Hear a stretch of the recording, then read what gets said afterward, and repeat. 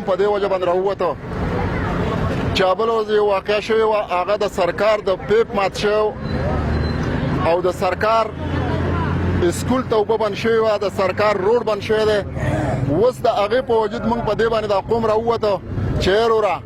د سرکار خپل کیس دی بیا زما په پټي باندې راله په ما باندې ډزې شوي دي اوس د هغې مقصد دا نه دی چې یاره به یو غل له چا په کور ورغی هغو په یو بل باندې پیر وکړو نو په کار دا نه ده چې په هغه او په اساس د یو شانته کې پیار وشي موږ دغه پرامن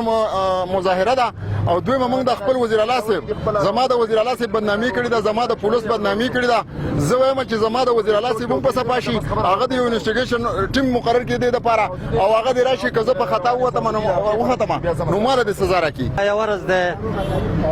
موږ نه د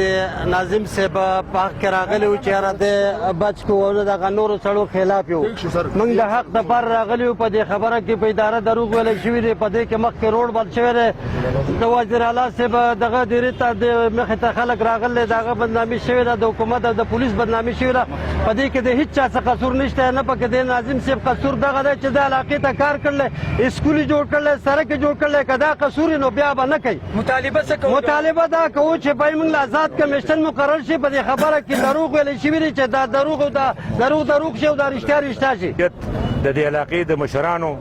چې کوم مشران دي که هغې کې برګه محمود خان زمونږ سیم صاحب دی او دې کې یا عبدالله خان دی احمد خان دی او د هغو د مشرانو هم کوشش دا دی چې دا خبره خیر له لړه شي خو دې کې یو خبره ده چې دې کې موږ دوه جرګې کړي هم دي